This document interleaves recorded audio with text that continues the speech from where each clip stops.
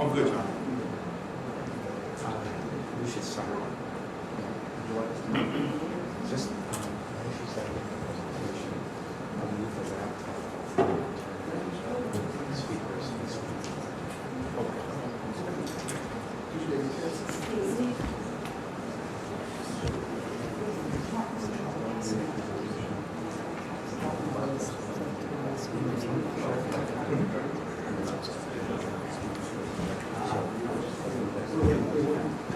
Oh, yeah.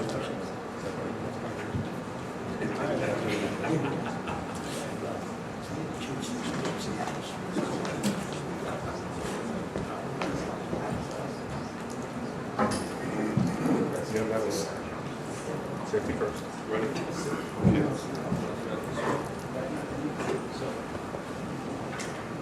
Good afternoon. This hearing is on the water rate proposal to the New York City Water Board for fiscal year 2015. My name is Mario Bruno, and I will be the hearing officer for this meeting. Let me begin by talking about how this meeting will proceed. I would like to note that we place certain documents into the official record that pertain to public notices listing these hearings. The notice designating the hearing officer, the draft of the proposed water and wastewater rate schedule, the public information booklet regarding the water and wastewater rates, a copy of which is available up front, and also written statements. They are marked Exhibits 1 through 4.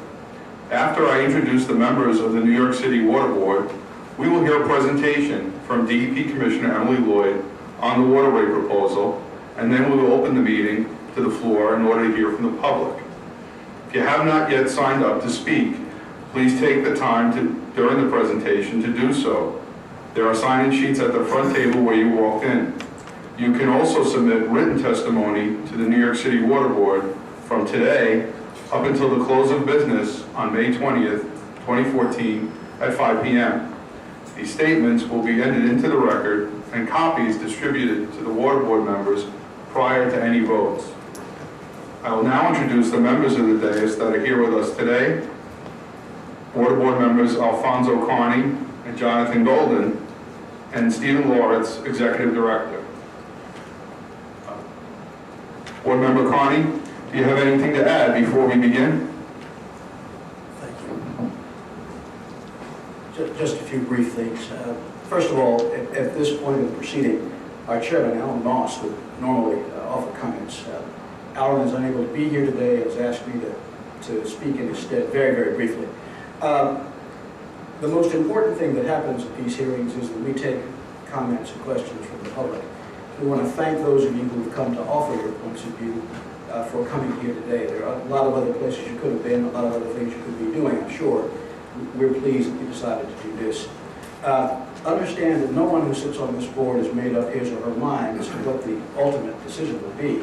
The objective is to hear your questions and later to read the testimony, the transcripts of the testimony that you give here and questions you ask here, so that we can then duly consider those things in making up our minds. So we have open minds, and we're looking forward to hearing what you have to say. You've already heard that you're likely to hear from two people this afternoon. You're certainly going to hear from the Commissioner for the presentation. You're then going to hear from the Commissioner and from Stephen, depending entirely on how you all ask your questions and what questions you have. This is the third of 5 borough hearings that we will have. We were in Brooklyn night before last, the Bronx yesterday, and of course here in Manhattan. We have 2 hearings next week, and then the rate adoption hearing is the end of next week. Just for your information, for those of you who don't know, the Water Board may have as many as 7 members. We are currently at 5 members. We are appointed by the mayor. We receive no salary. And we like to think that we serve the people of the city of New York well. And with that, Commissioner Lloyd. Thank you very much. Good afternoon, and thank you for attending. And we have a presentation. This is essentially the material we have presented to the Water Board in proposing a rate for the coming year. And it also includes just some updates on the work of DEP, because once a year we come out for these hearings, and it's an opportunity also to present what some of the money collected as part of the rates is being spent on. So first of all, the rate we're proposing for fiscal year 2015 is 3.35%. This is the lowest rate since 2006, which we are pleased about. And we usually focus on the average annual single-family charge, and because that's something that gives us a comparison year to year. And the increase for fiscal year 15 would amount to a $33 increase for a single-family home, and you can see what it would mean for other types of building as well there. Last year at this time, when we projected what we thought we would need to recommend for 2015 as a rate proposal, we had thought that it would be as high as 7.8%. We are able to propose a rate lower than that for several reasons. I'll mention some of them. First of all, the new administration is returning 10% of the rental payment to the water system. That's about $22 million that we had not anticipated. Our revenues have been strong this year, about $159 million ahead of the plan, and we think this is significantly because of the near completion of installation of wireless meter reading. We've also benefited from low interest rates in our borrowing, which has saved us about $153 million against what we had anticipated paying. We also, in our negotiations with our regulators, have been able to defer or avoid some costs. One example is postponing the proposed cover for Hillview Reservoir, which will be very expensive. We have been making a case that that's not necessary. We will still, we think, eventually be required to do it, but not in the immediate future. And we have also been substituting, in some locations, green infrastructure for more expensive gray infrastructure. That is to say, ways of capturing stormwater naturally rather than through pipes and pumps to put it through treatment. We've also been undergoing work to reduce our operating costs and have accomplished some cost savings of about $34 million around particular areas such as the cost of chemicals and of energy. While we understand that everyone would like to see no increase, we do like to point out we work very hard to keep the increase, to keep the rate as low as we can, and to keep increases as low as we can. If you compare the cost of water compared to other typical costs that someone in New York City has to pay, apartment rental or a mortgage or their electricity or heating oil, for example, at only 0.5% above the national average, we are less above the national average than any of these other typical costs. And similarly, the water rate is right at or 0.5% above the national average in a city where it is typically more expensive to do business than in other places in this country. And some of the increases we've seen over recent years have been very significantly driven by coming into compliance with the Clean Water Act and the Safe Drinking Water Act, and has affected all cities across the country to some degree, and having to make very significant investments in their infrastructure, both for drinking water and wastewater. And our increases over the past 15 years have been right in the middle of that range. We've also been focusing on the past few years of trying to improve the delivery of our service to our customers.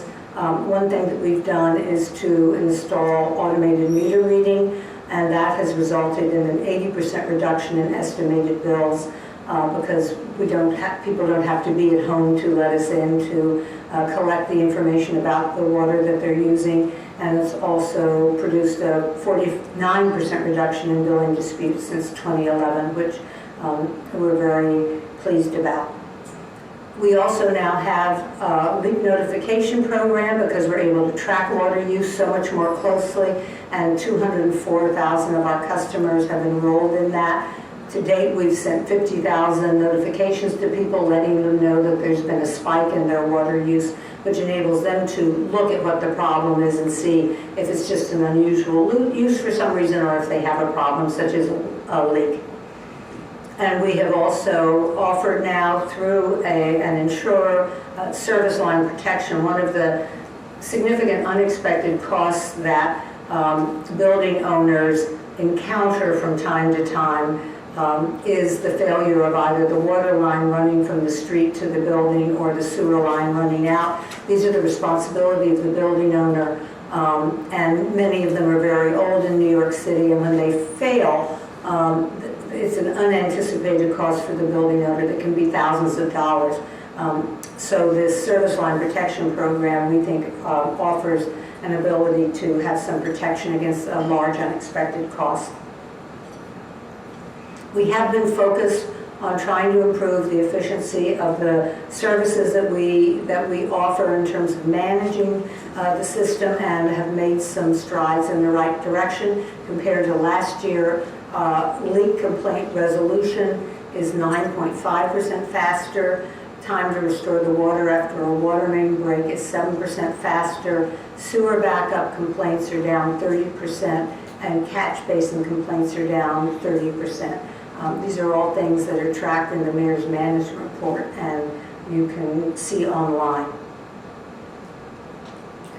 We've also been very engaged in the conversation about resiliency and how to protect the drinking water and wastewater system from climate change, and have participated in looking at a risk assessment that's been going on for several years. We presented some key initiatives in a stronger, more resilient New York that was published by the city last year that include reducing combined sewer overflows using both green and gray infrastructure, such as additional storm sewers and blue belts, and developing cogeneration facilities at the North River wastewater treatment plant, which allows us to reuse the methane gas that is produced by the treatment of the wastewater. We published a wastewater resiliency plan in 2013, looking at protective measures for the wastewater system. It's very vulnerable, obviously, because it's placed in low-lying areas to capture stormwater as well as sewage, and the wastewater treatment plants, by definition, are at the water's edge, and came up with about $300 million, which is in our long-term budget, to make changes that we think would protect us from over $1 billion worth of damage if we didn't make those changes. We've also committed to develop a wastewater facility design set of standards for storm surge and sea level rise that we will be codifying and designing to in the future. Just to mention some of the big projects, and we'll be looking at the debt service associated with those and its effect on the rate in a minute, but we are coming to the end of several very big projects that were required to come into compliance with the law. One being the Catskill, Delaware ultraviolet light disinfection facility. We're required to have two means of disinfection of drinking water. One is chlorination, the second is UV. Cat Del water is 90% of our water. Actually, at the moment, it's 100% of our water. So it's very important that that be in compliance, and that is now complete and operating. We are also continuing to build out City Water Tunnel number 3. People often say this is the biggest unseen project in the city. You will never see it because it's entirely underground, but it will allow us to take, when it is completed, Water Tunnel 1, which has been in continuous operation since 1917, take it offline for inspection, and we know repairs. We know that there are leaks, we know that there are probably other problems. It's a piece of infrastructure that's been operating for 100 years without a pause. So we were very eager. This is a project that was started in 1973. I think there's never not been a consensus that it was very important for us to get this in place. We have a second water tunnel that went into use in 1937, also has been in continuous use. So the long-term goal is to be able to take one of those out of use periodically for inspection and repairs. We are also have completed the Newtown Creek wastewater treatment plant. That's the city's largest treatment plant. Took us a very long time to build that while keeping the old plant in operation, but is now complete and operating, and also because it's our only wastewater treatment plant that was designed to be open to the public so it could be used as a place for education. It is now very heavily in use by school groups and others who come in to see how a wastewater treatment plant actually works. We are also close to having into operation the Croton filtration plant. New York City is one of only 5 cities in the country that has been allowed not to filter most of its water. The rest of Hudson water, which is 90% of our water, is kept clean by our having acquired, or the state having acquired, or other organizations like the Trust for Public Land having acquired land to protect it from development. We also have many regulations up there that govern the uses of the land that feed the watershed that goes into the reservoirs. But 10% of our water comes from the old Croton system east of the Hudson, which is in a much more densely developed area, and so does not meet the standards to avoid filtration. So we did have to, in order to keep that water available to us for use, we had to build a filtration plant. That was an enormous project, and it is nearing completion.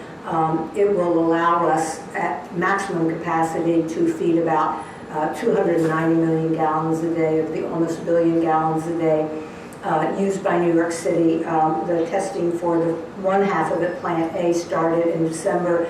The testing for Plant B will begin in the summer, and we hope to have it up and operating in 2015. This is a very critical part of the water infrastructure, both to withstand what we anticipate will be more severe droughts in the future, but also to allow us to take the Delaware Aqueduct offline in the future. That's another aqueduct that needs repair, and I'll talk about that next.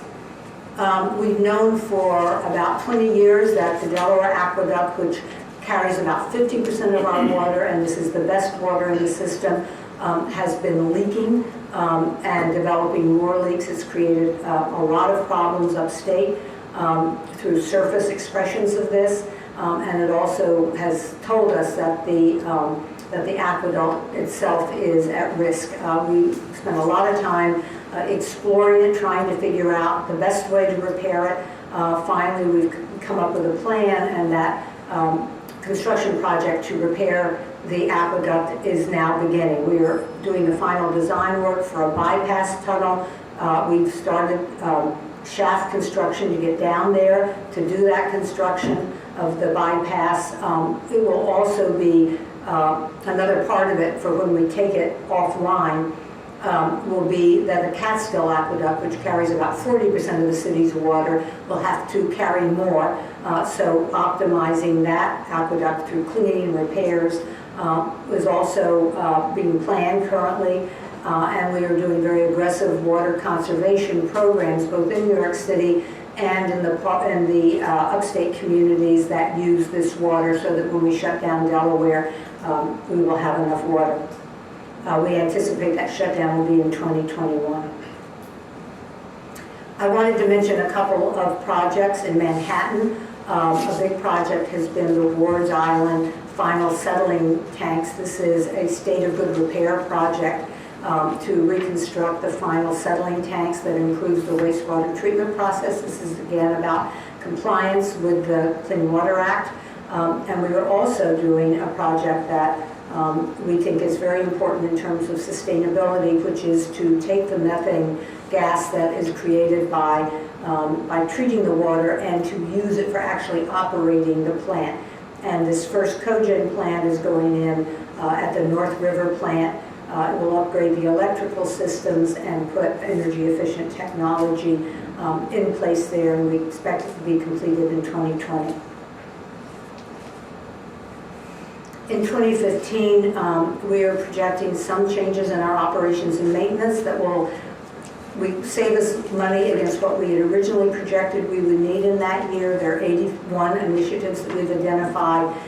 They include savings of $12 million from the way we do our staffing, particularly around shift assignments at wastewater facilities and up in the watershed. About $11 million from renegotiating our chemical contracts and modifying exactly how we use those chemicals. About $8 million from wastewater treatment process improvements, particularly by dewatering more, thickening the sludge, which means there's less cost associated with disposing of the sludge. Despite those cost savings, there are also some increases in the budget. The two most significant items are $13 million for the Water for the Future conservation initiatives. That's to reduce the water use against that shutdown of the Delaware Tunnel in 2021, and also to be available to use during anticipated droughts in the future. And that includes projects, particularly low-flow fixtures in public schools and CUNY facilities and in Parks Department recreation centers. We've also had an increase in our real estate taxes outside the city of New York, where we have facilities we were required to pay taxes, and those will increase about $5 million in 2015. Going back to what I said earlier about the very large capital projects, the thing that most significantly drives the water rates, the single largest factor, is the debt service. And that is very significantly driven, not only, but very significantly driven by the need to stay in compliance with federal law. So if you look back over the past 10 years or so, you can see with the black bar, the amount of capital investment, the amount of borrowing we had to do around compliance projects. We refer to them as mandates.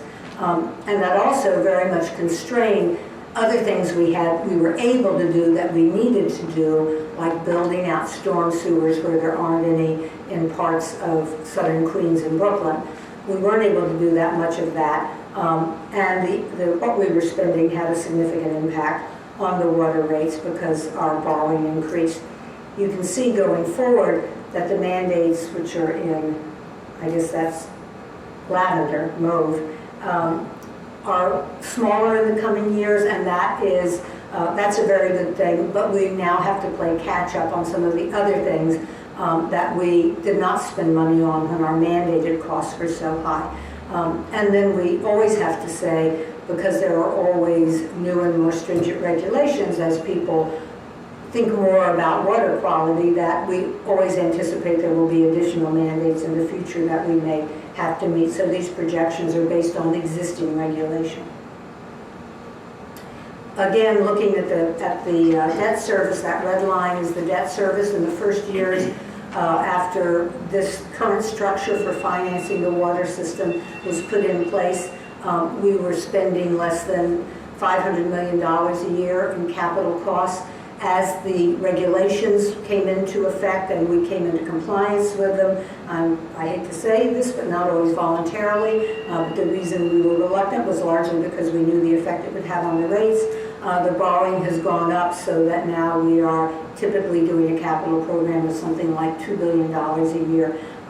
And because the debt we are retiring after typically 30 years is $500 million, and what we are adding is $2 billion, those rates do continue to go up, and that's that red line. You can see our commitments, which is the amount of money that we commit to spend on a project each year, and then that's followed with the blue line, which is the actual paying out of the money to the people who do the work. Those go down a little bit, up again a little bit in 15, but generally are on a downward trend now until we have any new regulations. But for a while, at least, the debt service will continue to increase. Focusing on 2015 and exactly how we put together the proposed rate increase that we bring to the Water Board and present to the public. We see our need for 2015 it to be $3,596 million. About 45% of that is debt service. The second is operations and maintenance, which I talked about in a little bit of detail. And if you look at the column, which is the second from the left, where it says fiscal year 15, you can see the amount of the debt service, the amount we are investing to pay down some of that debt, operations and maintenance, our rental payment to the city, and it comes to the number you see at the top of the page, $3,596,000.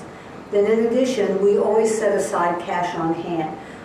The minimum over the years has been 15%. Because of climate change and some of the catastrophic things that we've had to address in recent years, we are trying to build that up to be closer to 25%. When something like Sandy happens and many of our wastewater treatment plants are disabled, we can't say, well, let's hire somebody next year, let's put it in the rate next year and go out and fix it. We have to fix it right away.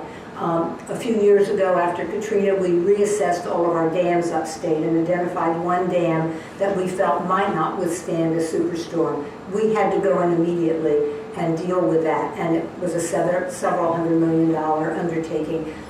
So we put cash at hand. When we don't spend it, we roll it over to pay against the financial need of the next year. So you'll see at the bottom of the left-hand column, that's $696 million we did not spend. You will see that on the next page. We will apply that to our financial need for next year. And that goes into estimating what the water rate we feel should be. This year, we have it at 23%, that's $818 million. That gives us a total financial need of $4,414 million. And then this discussion carries over to the next page. So again, you'll see fiscal year 15 at the very top, $4,414 million. We don't have to get all of that from the water rates we charge to people who use the water in the city. We have that carry, that $696 million of cash at hand that we did not use last year. That goes against the financial need for fiscal year 14. In addition, we charge rates to people upstate, to communities upstate that use our water, and that will bring in an additional $206 million. So we are then left with the need to raise $3,512 million. So then we ask ourselves, all right, what is the water rate we need to charge to do that? What is the rate based on how much water is likely to get used in the coming year? Our revenue last year, using the current rate for fiscal year 14, was $3,475 million. However, in the coming year, we expect there to be about a 1.5% decrease in use. That's significantly because of low flow fixtures that people are increasingly, they're getting better and people are putting them in some cases because of the requirements. When you do new building, you are required to do low flow. Because remember, we're always, even though we have enough water upstate now, we are anticipating droughts. That's not new with climate change. There have always been periodic severe droughts. And we are also anticipating being ready to shut down the Delaware Aqueduct. You can't get everybody to reduce their water use in 6 months, so we're doing it long-term now. We expect that to reduce by 1.5% the water use. That will be a reduction in revenue of about $77 million at the old rate. So if we kept the same rate as we have in fiscal year 14, that would yield $3,398 million. If you go back to the second column at the top of the page under 2015, our revenue need is $3,512. That leaves us an additional $114 million we have to raise. In order to do that, we need to increase the rate, and the amount we need to increase it for the amount of water we expected to be used is 3.35%. So that's how we how we construct what the rate increase is that we are going to propose to the water board. Just a word about the rental payment. We pay the City of New York a rental payment that's based on, calculated at 15% of the annual debt service. Almost every city in the country pays, almost every water utility in the country pays their host city something. It's structured many different ways. Sometimes it's a fee for services, sometimes it's payment in lieu of taxes or pilots. But almost everybody does, and we're sort of right in the middle in terms of the range of what typically a water utility pays its host city. 3 years ago, because it was calculated on the debt service, and that was going up because of the big investments we've made in the mandated projects, we made an agreement with the city that they would cap our rental payment for a few years, so it wouldn't keep going up. And so they did cap it, and you'll see that under total residual payment to be returned. We are still under that agreement, and that was going to return us $14 million, which it still will. We pay the rent, and then we get it back. We get this payment back the next year. In addition, the new administration wanted to start returning some of this rental payment to the water system. So they said that they would want to put in their budget that they would give an additional 10% of the payment we make this year back to us next year. So that's that yellow line, $22 million. There are some other changes that we are making this year that we hope will be of assistance to our customers, particularly because all of us are aware that there are more people in New York City who are having a harder time financially perhaps than there were 10 years ago or 15 years ago. So we are beginning something called the Home Water Assistance Program. It's patterned on the Home Energy Assistance Program, and the way it will work is that the Human Resources Administration has a set of guidelines for identifying homeowners who need assistance in paying their heating bill. They will use exactly the same criteria to identify homeowners, and they will then receive assistance in paying their water bill. They will get a credit, which we will get from the city against their bill. We think that this will apply to about 18,000 customers. About 75% of those customers are single-family homeowners, and we think about 61% of them will be 60 years old or older. In addition, we are expanding our leak forgiveness program. Heretofore, our leak forgiveness program went only to leaks that you couldn't see. So if you had a leak in your water line going from the water main to your house or behind the wall, and you came in and you saw your water bill go up because of that leak and came in and showed us that you had gotten it fixed, we would forgive the cost of that leak. We never applied it to toilets and faucets because we thought, you can see your toilet and faucet, you should know if there's a leak. However, in fact, frequently and anecdotally frequently, for example, with older homeowners who may have, their kids have moved out, they have a bathroom that's not used very much anymore, they sometimes get leaks that go on for a while and they're caught unawares by it. About 25% of the inquiries we get about problems with the bill are about leaks having to do with faucets and toilets. So we are now expanding that program to deal with that. We think it will be helpful to our customers. We think it will get a whole bunch of processes for looking at these things out of the pipeline, and it will not be enormously expensive. It also will encourage people, because they have to do it within a certain amount of time, to get it fixed fast, which again goes to water conservation. We want them to get this fixed quickly. We want people to be motivated to do that. In addition, for the first time, we are going to freeze the minimum charge. Customers who use about 100 gallons a day or less, that's about a third of a typical single-family home, receive what's called a minimum bill. 42% of people receiving minimum bills are 1 or 3 family homeowners, and before that has always gone up every time the water rate went up. This year, for the first time, we are going to cap that for this year and hold it constant. The service line protection program I mentioned earlier, this is something we negotiated with a service provider so that people could have insurance against a very expensive repair of a service line. It only happens every 150 years or so, probably, but if it happens to you while you're owning your house, it could be a $10,000 or $15,000 totally unexpected expense. Most people are completely surprised when this happens. We've got a really good response to this. 141,000 homeowners or eligible customers, building owners, have already signed up. They continue to sign up at a very steady rate. This is the year, every now and then, either on the water side or the sewer side, the provider is allowed to increase the rate based on the Bureau of Labor Statistics Plumbing Producer Price Index. This is a year when they can do that. It's about a 6% increase, which will be which will take it to $8.47 a month. But since it's only the sewer, not the water, it evens out to about a 3.8% increase in that coverage. You're not required to have it. It's optional. And the other change that's happened just this past year is that sales tax is not being charged for this, so that will offset that increase to some degree. Some additional things, we've extended the deadline for filing an appeal from 30 days to 60 days to give people more time to collect whatever documentation they want to submit.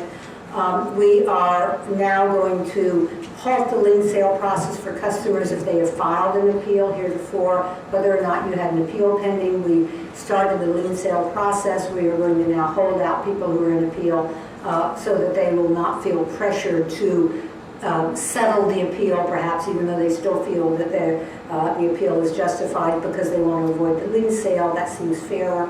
And when customers have automated meter reading installed, sometimes because they've had estimated bills for a long time, there's a catch-up bill because that's the first time we read the meter in a long time if we haven't been able to get into the home. So we are going to make it possible for people to request a 90-day interest-free before they have to pay their bills, so they'll have some time to do that catch-up.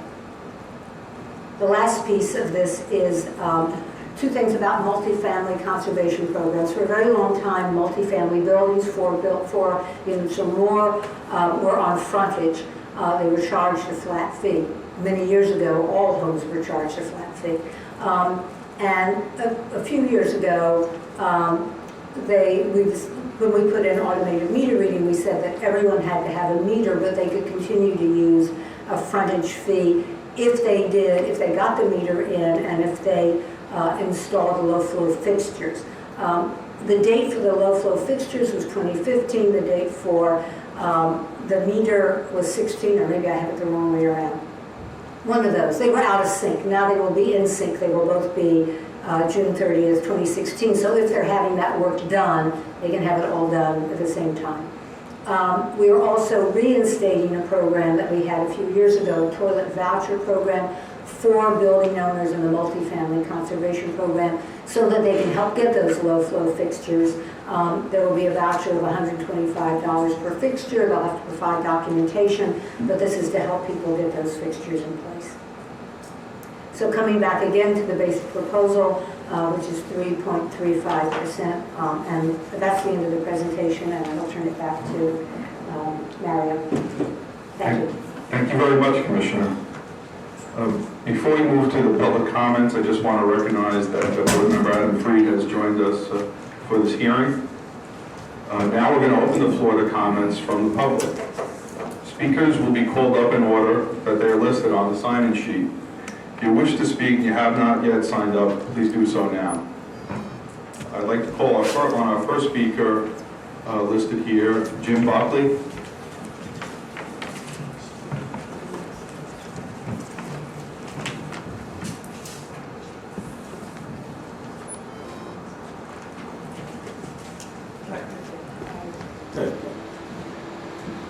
Hi, good afternoon, everybody. My name is Jim Buckley. I'm the director of the University Neighborhood Housing Program.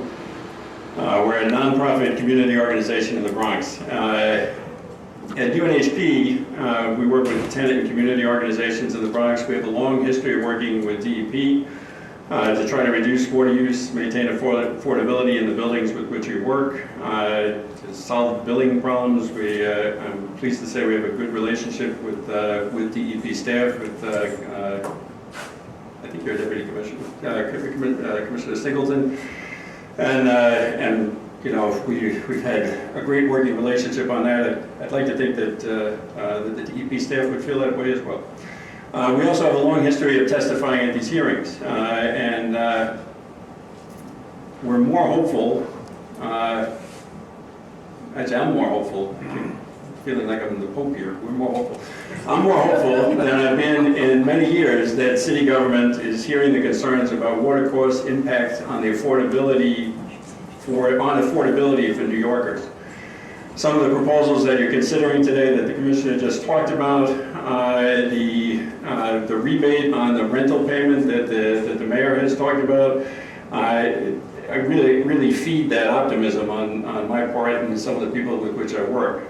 We are hoping that the Water Board will work with us to make this set of rate hearings the beginning of a process that results in a more equitable approach to setting water rates. I'd say I've tormented some of you with sending mail directly to you as Water Board members even before these hearings, in part because of our concern about I guess, long-term memory about the impact of water rates on affordable housing. There's a long history to the multifamily conservation program that you know, I'm assuming people are familiar with, but that's a very valuable program to us, even though I am going to criticize it in a second. Water cost impact. Some of the backup in the DEP Blue Book for the rate proposal minimize the impact of the cost of water. It compares water to other consumer costs and shows New York's water charges in the middle of the pack when you look at a wide range of cities across the country. I guess because we're a local neighborhood-based community organization, we're inclined to look at the impact on more of a neighborhood-by-neighborhood basis. And when you do that, it helps you realize that the cost of water has a major impact in neighborhoods with lower incomes.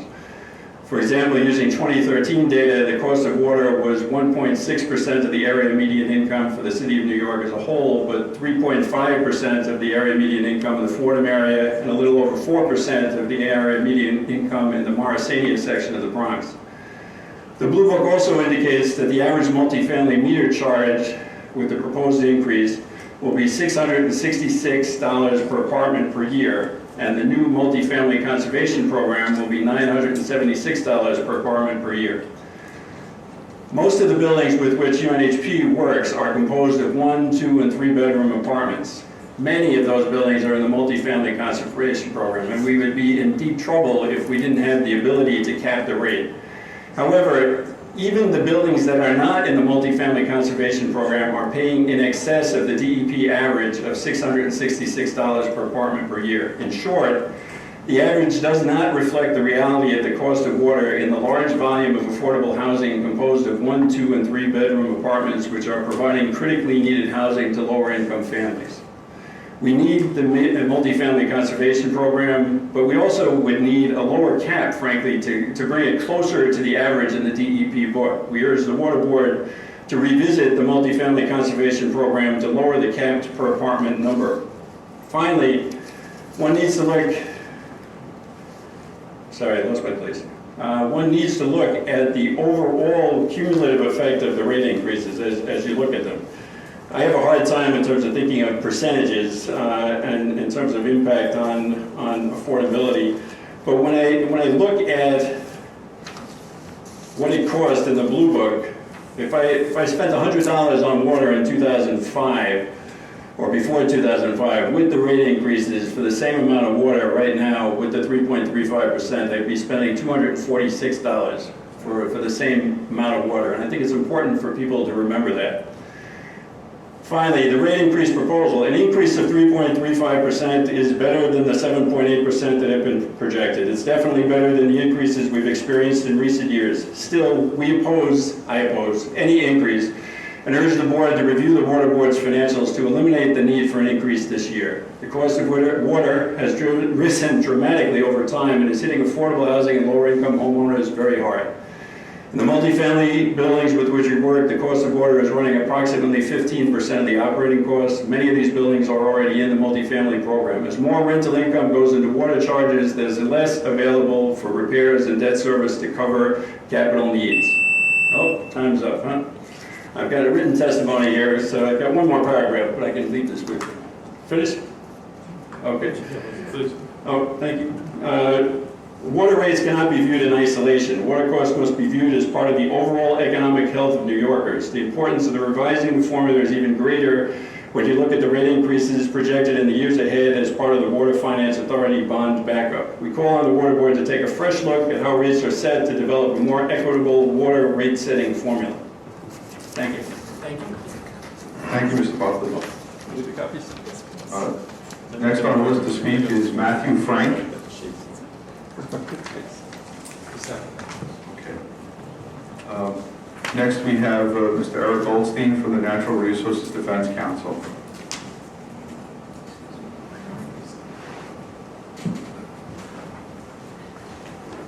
Good afternoon. It's great to welcome back Commissioner Lloyd. My name is Eric Goldstein with the Natural Resources Defense Council. As many of you know, NRDC is a national nonprofit group that's been active on drinking water issues for many years. I'll summarize our written comments today. In sum, NRDC supports the overall thrust of this proposal, and in particular the proposed 3.35 water rate increase, but we believe further steps can and must be taken to restructure wastewater and stormwater charges so as to implement a more rational pricing mechanism to control stormwater runoff. For starters, we support the 3.35% water rate increase, which the department correctly notes is the lowest in 9 years.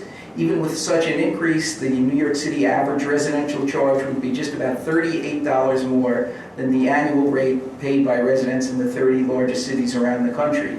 And that $38 is comparing FY proposed costs to existing FY14 costs in other cities. So in other words, we're about at the average rate, and the quality, the taste, and the reliability of New York City system is certainly better than most, if not almost all of those other systems. Our support of this rate increase is based on the assumption that this rate increase will be the springboard for a new thinking about water rate increases in the de Blasio administration, and that rate increases of not more than 2 to 3% will continue for the rest of this administration. Of course, we prefer no rate increase whatsoever, since we're well aware of the significant increases that have taken place in the previous decade, and we're sensitive to the regressive nature of water rates and how they hit those least able to afford it here in New York City. Nevertheless, we're convinced that the major capital expenditures that our water rates have made possible are necessary and indispensable for the city. Let's take a look at them, and you've seen them set forth by the commissioner, so I'll just mention them. The third water tunnel, the world's largest ultraviolet plant, the Croton filtration plant, upgrading of the Newtown Reade sewage treatment plant, construction of the Delaware Aqueduct bypass, the Catskill-Delaware Watershed Protection Program, green infrastructure initiatives, and unheralded construction keeping 6,000 miles of mains and tunnels, 19 dams, and 14 sewage plants in a state of good repair. This is an unprecedented investment by the department in the future of New York City, and it's one that's not well understood by most New Yorkers. We do wish, however, that rather than describing some of these projects as unfunded mandates from regulators, that DEP would talk with more pride about these initiatives and help educate the public regarding the rationale for them and the multiple benefits they provide. There are certain elements we particularly love: freeze on the minimum charge for customers using less than 100 gallons a day, the creation of the Home Water Assistance Program, the city's ongoing efforts to defer the $1.6 billion expenditure for a cover over Hillview are just three of them. Our biggest concern is in the entire package is with the lack of progress in reforming wastewater and stormwater charges so as to incentivize better control of stormwater runoff. The current proposal continues as a rate structure of wastewater and stormwater as a single fee, 159% of the metered water charge. While this approach is sensible for wastewater, it's wholly irrational and inequitable for stormwater, since metered water usage bears no relationship to the volume of stormwater runoff from a customer's property. 6 years ago, in June 2008, the Water Board directed DEP to complete a study of rate restructuring that would include a conversion to parcel-based billing for stormwater. In other words, basing the stormwater charge on the contribution that a customer's property added to DEP's cost of managing stormwater runoff. This would more equitably allocate the estimated 10 to 20% of DEP's annual expenses attributable to stormwater management. DEP completed that rate study. They initiated a pilot project to stormwater management charges, to assess a stormwater management charge for standalone parking lots, but no further reforms have been proposed. The Water Board should not approve the flat 159% wastewater stormwater charge without sending the DEP an unambiguous message that DEP must develop a plan for full implementation of a more equitable stormwater fee system for FY 2016. Several final points. One, we strongly support the DEP's phase out of frontage billing, but the transition of multifamily properties into multifamily conservation programs, while heading in the right direction, still doesn't provide a sufficient financial incentive for maximum water efficiency. So, we oppose the provision set forth in this proposal that would extend all the way to June 2016, the deadline for replacing washing machines with Energy Star appliances. We strongly support the $125 per fixture toilet rebate program, and we urge that it be extended and expanded beyond the multifamily conservation program customers to all who wish to participate. Finally, we continue to believe that the rental payments should be eliminated from the city water rate structure, since this is a regressive charge that disproportionately impacts those least able to afford it. We hope that those rental payments continue to be phased out in the future, and we encourage the department to explore additional ways to reduce costs in the coming year. The change of administrations is a good time to step back and undertake a complete review of the agency's many consulting contracts, for example, with an eye to reducing costs. We also encourage DEP to consider options for generating additional income, but we'll save that for another day. Thank you very much for listening. Thank you, Mr. Goldstein. I wouldn't have. The next speaker on our list is Josh Levy. Hi there. Thank you, Commissioner, Madam Commissioner, members of the board. I have no particular affiliation. I'm a New York City resident and taxpayer. I went to the rate proposal meeting that took place a few weeks ago, and I sat and listened to the entire presentation with great interest. I'm not in favor of this increase. If anything, in light of the outrageous increases that we all endured during some of the most trying times in America's national history, during the years of 2007 to 2013, there really should be a decrease. You guys had your rate increase, and you got your additional money, and you had quote-unquote mandates at the time. Fine, but those were in the past, and I believe that the time is right to, just because you had increases in the past doesn't mean they need to remain in perpetuity. So at the most, we should have a freeze, but I think if there was any justice, at the very minimum, at the maximum, a freeze, and certainly I think a decrease should be suggested. Secondly, looking through your presentation, especially some of the charts on page 10, I believe this is a very disingenuous presentation. For example, when you present your rate increase proposal information, you should include the fact, you should include New York State and New York City taxes alongside the water charges, so that the payments that we make are presented in the proper context. For example, for the record, I will turn your attention to page 10. And when we see that we pay less water charges than, for example, Seattle or Atlanta or Austin or Jacksonville, Florida, that's a disingenuous, non-transparent presentation because, for example, Florida and Texas have no state taxes or city taxes. And when you look at these charges in the proper context, they're completely disingenuous and unfair. I also wish that you would, thirdly, I wish that you would be more concerned with the message that we send when we tell New York City taxpayers and homeowners that when we use less water, which is the right thing for environmental mindfulness, we are penalized with higher rates. And that is just, it's unconscionable and just philosophically wrong. I'm sorry.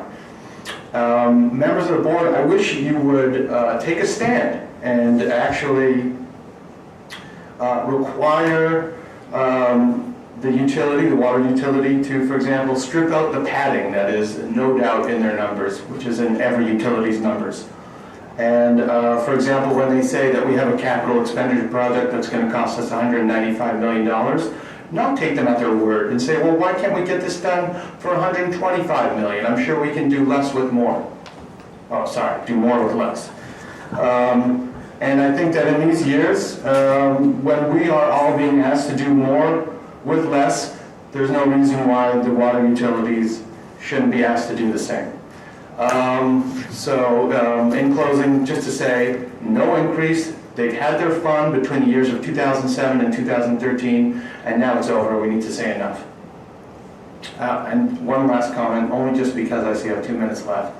I believe that we should institute a sub-metering or at the very minimum, a RUBS water billing system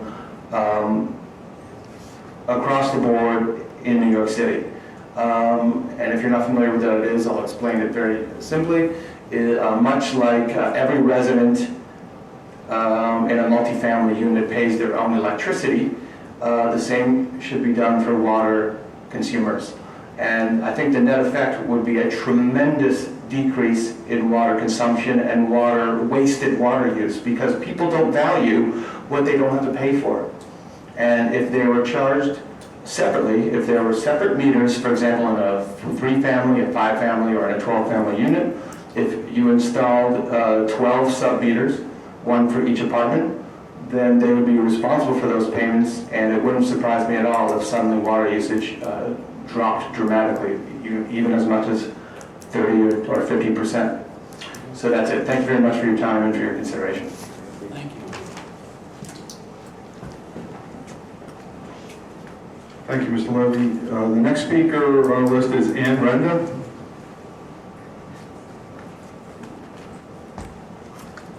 Hi, I'm also a resident and so new to the whole concept of a water board.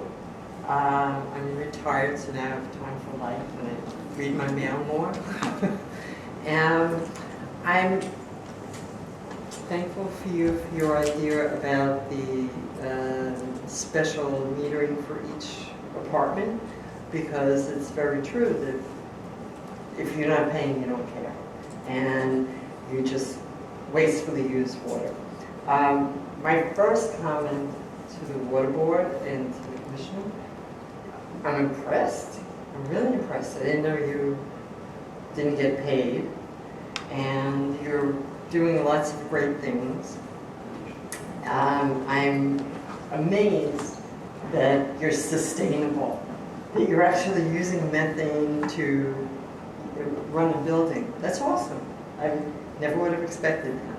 So thank you very much for that, and hope you do more of it. And whoever had that idea is genius to me. My first question is, in walking around my Brooklyn streets, I see contractors pouring water out of the fire hydrants. Pouring, days.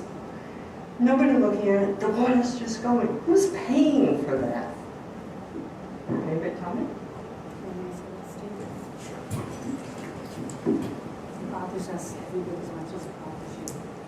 Maybe not.